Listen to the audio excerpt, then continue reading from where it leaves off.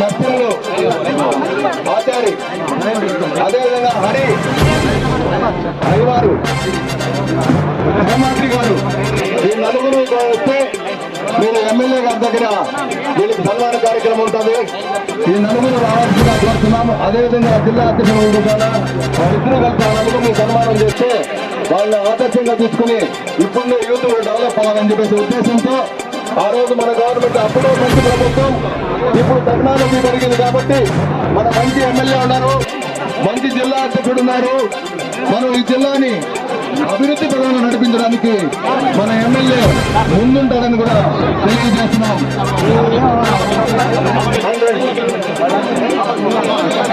ఒక నిమిషం సైడ్ లో ఉన్నాం అనిల్ సార్, ఒక నిమిషం ఉన్నాం సార్. 95 నుంచి 99 దాకా, 94 నుంచి 99లో చంద్రబాబు నాయుడు గారు ముఖ్యమంత్రి అవుతానే ఉన్నది ప్రభుత్వం. మంచి చేయబోయేది కూడా కూటమి ప్రభుత్వమే. మీరు ఇక్కడ ఉన్నటువంటి ప్రజలందరినీ కూడా మేము సవినయంగా మనవి చేస్తా ఉన్నాం. అమ్మ, మీరు ఇళ్లలోకి వెళ్ళి ఇంట్లో ఉన్న పిల్లలకి అందరికీ కూడా, ఇంట్లో ఉండే వాళ్ళందరికీ కూడా మీరే భరోసా ఇవ్వండి. ఈ కూటమి ప్రభుత్వం మన కుటుంబానికే కాకుండా మన గ్రామానికి కూడా మంచి చేయబోతుంది. మన గ్రామాలని సర్వరంగ సమగ్రాభివృద్ధి చెందేటట్లు చేయబోతున్నారు ఈ కూటమి ప్రభుత్వంలో ఉన్న నాయకులు. ఈ కూటమి ప్రభుత్వంలో స్థానికంగా ఉన్నటువంటి ఎమ్మెల్యే డాక్టర్ విఎం థామస్ అన్న కూడా ప్రజల కోసమే వచ్చింది. ప్రజల మన్ననలతోటే ఖచ్చితంగా ఈ నియోజకవర్గాన్ని అత్యద్భుతంగా గతంలో మనం అయితే చూసాం. మాజీ ఉప ముఖ్యమంత్రిని ఆయన కుటుంబం కోసం, ఆయన పిల్లల కోసం, ఆయన స్వార్థం కోసం ఈ నియోజకవర్గాన్ని సర్వనాశనం చేశాడు. అలా జరగదు. ఇక్కడ బ్రహ్మాండమైనటువంటి అభివృద్ధిని అన్న తీసుకొస్తారు. మీకు చెప్పేది ఒకటే, మీరందరూ కూడా మనకున్న ఎమ్మెల్యే చాలా మంచి వ్యక్తి, గొప్ప వ్యక్తి, గుణగణాలు ఉన్నటువంటి గొప్ప వ్యక్తి. ఏం కావాలన్నా కూడా ఇక్కడ తెలుగుదేశం పార్టీ నాయకులు ఉన్నారు, జనసేన పార్టీ నాయకులు ఉన్నారు, బీజేపీ పార్టీ నాయకులు ఉన్నారు.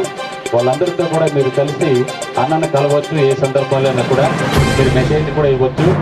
మీకు మేలు చేయడానికి ఉన్నటువంటి ఒక మంచి ఎమ్మెల్యేని మీరు ఉపయోగించుకోవాలని సవినయంగా మిమ్మల్ని కోరుకుంటూ, పవన్ కళ్యాణ్ గారు, చంద్రబాబు నాయుడు గారు మీకు మేలు చేయటానికే ఉన్నారు కాబట్టి ఇది మంచి తీసుకొచ్చి ఇది మంచి ప్రభుత్వాన్ని నిరూపించినందుకు పవన్ కళ్యాణ్ గారికి, చంద్రబాబు నాయుడు గారికి పాదాభివందనం తెలియజేస్తా ఉన్నాం.